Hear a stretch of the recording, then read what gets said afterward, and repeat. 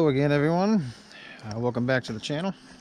So what we have here is a 95 YJ that my daughter wanted. She's got the Jeep craze.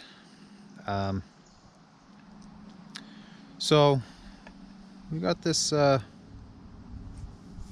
couple days ago, and I need a little bit of work, so I was able to talk them down a little bit. Luckily for us, we can do the work. So we're gonna have to unjeep the Jeep. So everybody kind of goes Jeep crazy when they get a Jeep or whatever. So I mean, these tires, okay, the first thing that this has going against it is a 4-cylinder.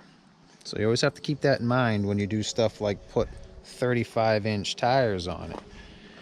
35 by 13 and a half by 15. So these are pretty wide tires. Get a lot of rolling mass, a lot of load on the engine to get it moving. I'm pretty sure it probably has stock gears in it, just because the person I got it from didn't seem to know too much about it. So first thing we're going to do is we're going to downsize on the tires a little bit, because basically this has a 5-speed manual in it, and 5th gear is pretty much just a number when it comes to driving this. It will not pull 5th gear whatsoever. I think 4th was about as high as I could go coming down the highway. So we're going to downsize the tires. We're going to go with 31s, 31 10 and a half. They're a little bit better. Really wide tires are not great in the snow. They float on the snow, but they don't give you very much traction. I used to have a CJ7, and I had 33-inch tires that were 12 inches wide, and believe it or not, it was not good in the snow. That one had a V8 in it, so it definitely went, and it didn't have a problem with the tires. But like I said, this has a 4-cylinder, so tire size is an issue. So we're going to step down the tire size a little bit. This is pretty tall. We are going to lower it back down to normal height, because I mean, if you're gonna go off-roading and stuff, I guess bigger is better, but we're having an issue with driveline angles. So in the scenario, we can get expensive really quick. Problem is, lift shackles. Do not do lift shackles. The reason you don't do lift shackles is because it throws your driveline angles off. This has a 2 universal joint drive shaft in it with a slip yoke. Obviously, going too high, the slip yoke can come out if you get too much droop, but we're not super worried about that right now. So the issue you get is with a 2 joint drive shaft, you have to keep your output, the output shaft and the input shaft at the same height. They must remain parallel as they travel. If not, you will get a vibration.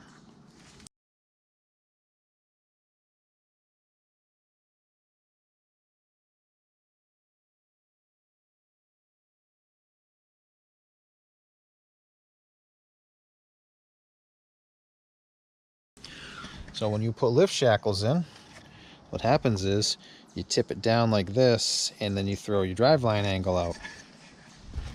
So you can see by looking at this, well, I hope you can see, but you see how that one comes out kind of level, and then we're going into the pinion here at a pretty steep angle. We're going basically straight in, but we gotta, well, I don't know if you can see it very well, but we're coming out like that, and we're going in like this. So this thing has an incredible vibration to it. So what we got to do is we have to take this lift shackle out to get it back where it is, which the smaller tires will come in handy because you're not going to have the clearance, obviously. You can get lift springs, and that will help you, but lift shackles, get the thumbs down. I had the same problem when I had my, when I had mine. The frame that I bought as a replacement had lift shackles in it, and I removed those because it wasn't working out.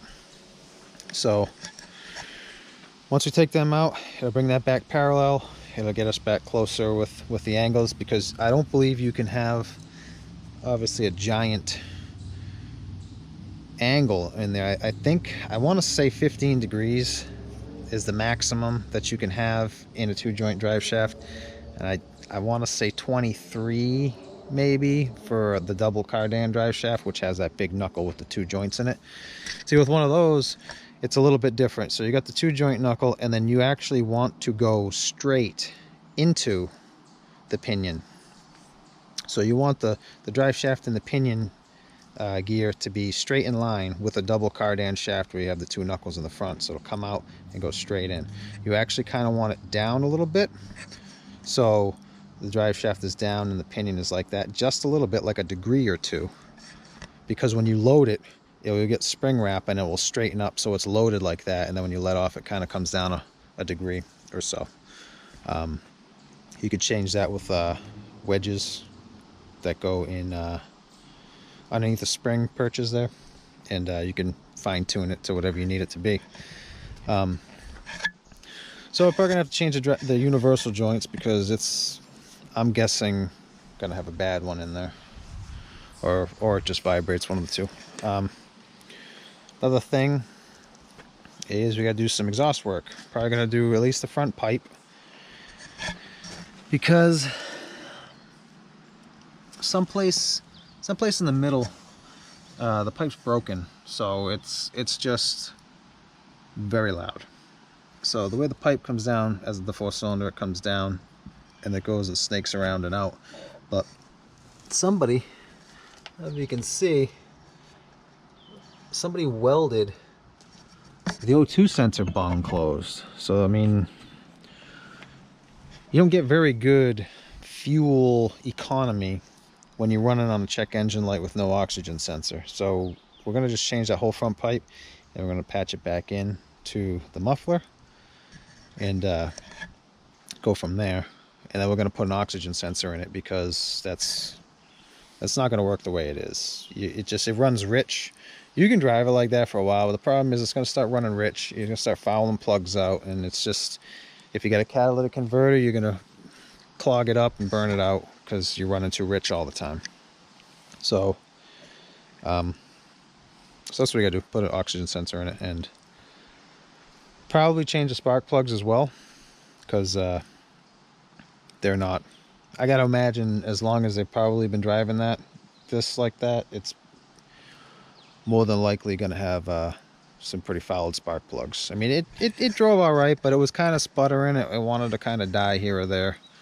I'm going to need a fuel gauge of some sort. I don't know if we'll get to that now or when, but the fuel gauge is on full and it's not reading right. So I'm going to have to do a little work with that, get the fuel gauge working. Does have pretty good oil pressure. It's charging. The temperature stayed all right on the highway, so I'm not too worried about those issues. All in all, it's in pretty good shape for the year, being in 95. The frame has been patched a few times, and I mean, the majority of it seems all right, but there's a couple of spots that obviously have been patched already, but it seems like it's been done pretty well, so I'm not super worried about that. I mean, working on the exhaust, trying to get the manifold bolts off. There's only 2. Lucky there aren't studs or anything, it's just a nut and a bolt on both sides. It's going as well as expected. I'm glad it's not me down there. Oh, you don't find that funny? Say hi to the people! Oh my god. This might take a while.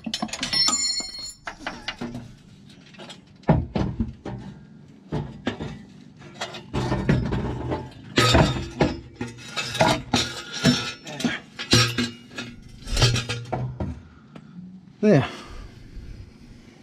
So, just stick the new one in and kind of splice it into one you got here.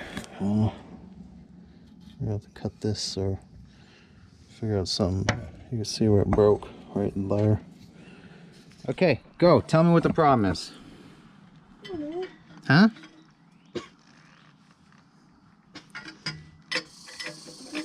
There's tens of people that would like to know how this is going, Haley. It's the wrong angle? Oh. Well, you could take it out and see if it matches the one that we got. Maybe it is the wrong angle.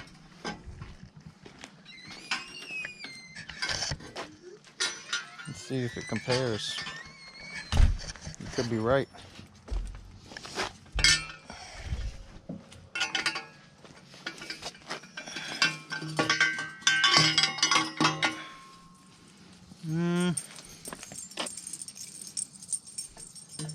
Does definitely not look like it's bent the same.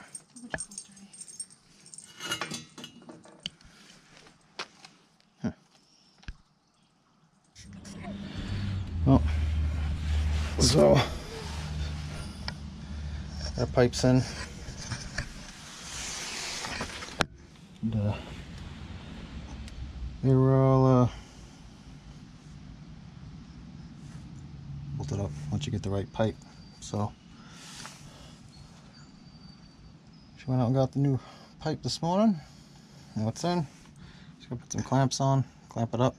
Yeah, we should be done with the exhaust. So, boy, that's pretty handy. So couldn't find a place to jack the frame up from to take the weight off the shackles, because there's really nowhere to jack the frame up from. So I just chained through the hole and picked it up. So I swap out these shackles now. I'll use a jack underneath it to kind of control the height of the tire, so you take the pressure off. And put the new ones in. Rather than the regular bolts. Well, there are loose ones, but there's no ones that go in the middle. Will you use all of those? Yeah, I would use the greasy ones. Oh, the ones that go in the middle? Yeah, no, I would. Yeah, they have grease ones. Use them just for the middle. Oh, okay. Guess I'm put those on.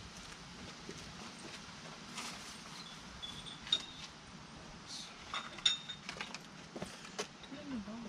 Those good.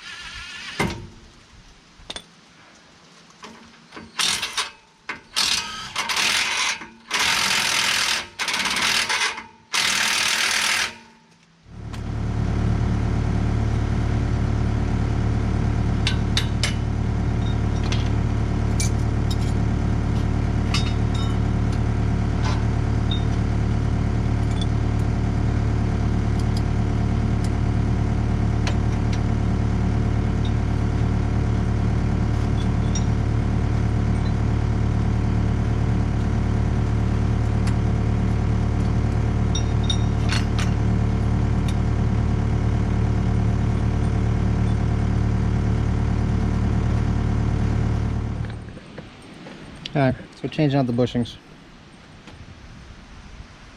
Go ahead. These are a 2-piece bushing with or a 3-piece bushing. They have a sleeve and it's in the middle.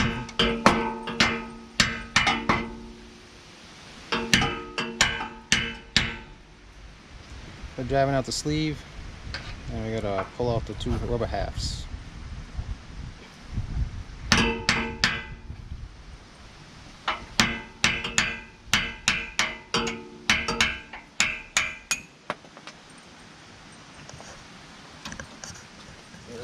Collars that come with it.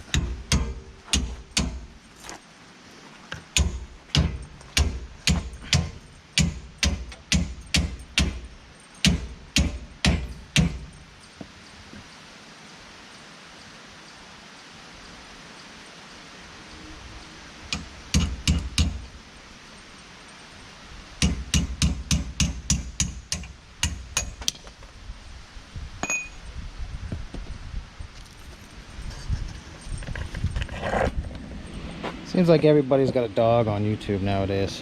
Everybody laugh at me if this is my dog.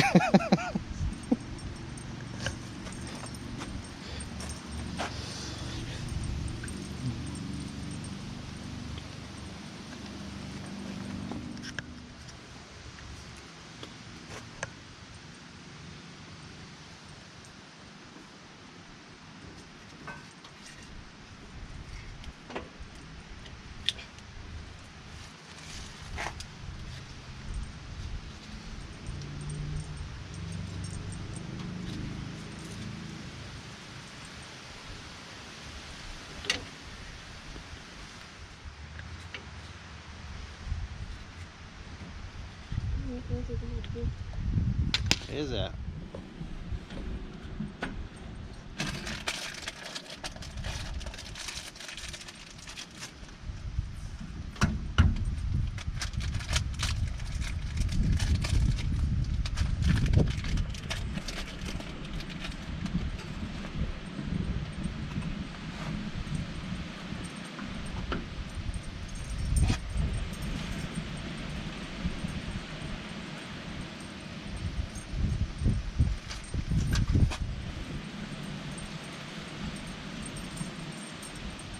Wow, that wasn't half as hard as it was coming out, the other ones.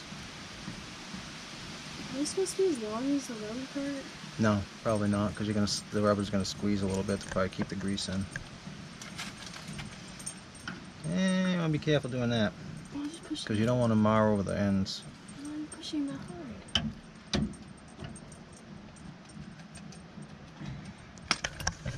Why are you that hard?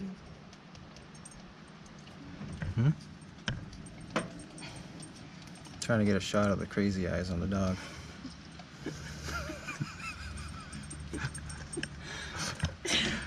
I think he needs some water. It's a little warm out.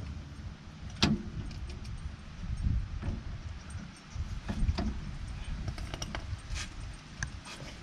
I just leave it like that? Or?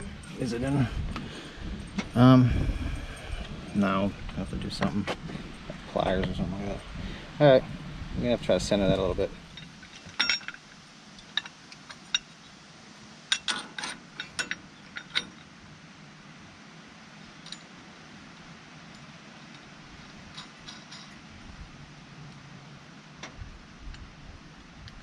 I guess with these, you're going to tighten the greasable bolts to 30 foot-pounds and the non-greasable to 50 or 55.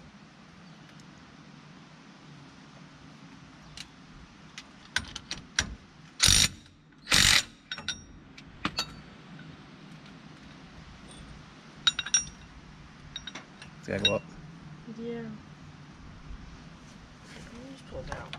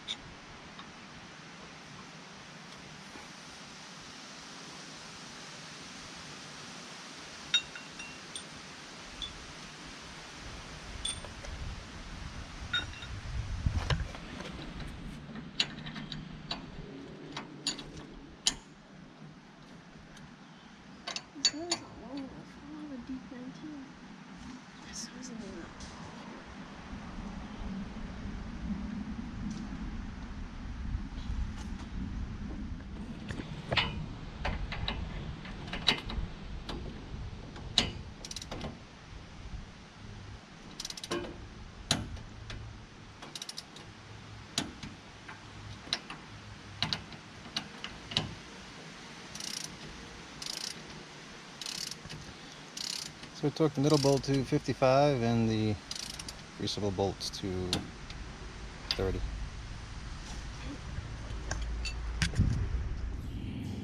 So I got the front shackles in and just put the rear shackles in. The rear shackles would not fit in the same way the front ones did, because this little bolted in section here in the middle to tie it together was hitting the frame, so we had to flip them.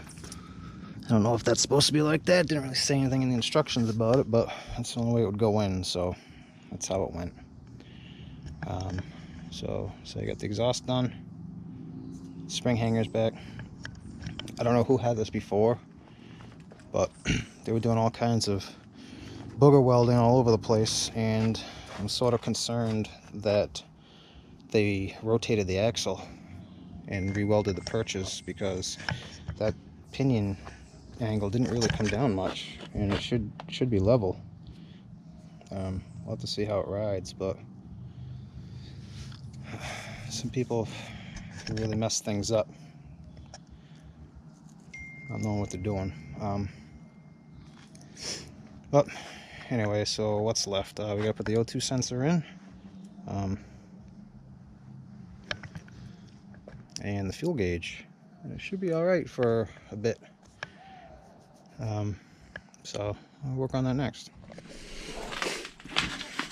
Okay, so we got an issue with the fuel gauge not working. So to test that, we found that it is the sender in the tank. Here is the fuel pump gauge sending unit. Dark blue and black. Black is ground. I think it's black with an orange stripe. Yeah, so black and orange with orange stripe is ground. Dark green with black is the power, and dark blue goes to the instrument cluster. So what I did was I connected the dark blue and the black and orange, and when we connected them together at the pump, the fuel gauge dropped down to empty. So basically, there's a plug right here. And you're going to take the dark blue, which is in the middle, and then the black with orange, which is black with orange, and you're going to connect those together. And if your gauge drops, then it is the sender that is the problem. If it doesn't, then there'd be some further diagnosis, but that's the problem we had, so that's as far as I'm going to go with it. We're not going to change it just yet. So there's that.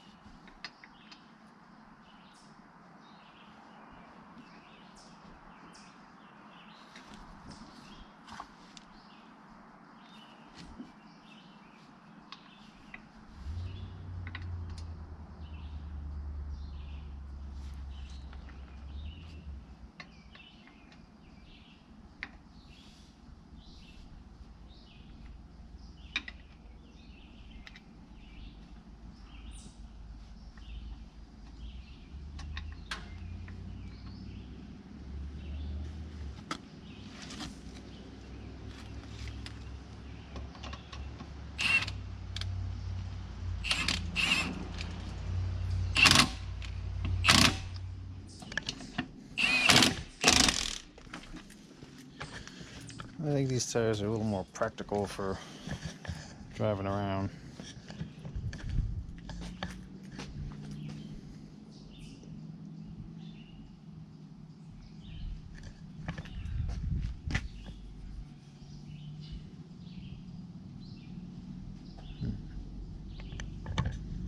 Should help with the smaller motor too, because it definitely was struggling to turn these big ones. So we're going to torque these lug nuts to 100 foot-pounds.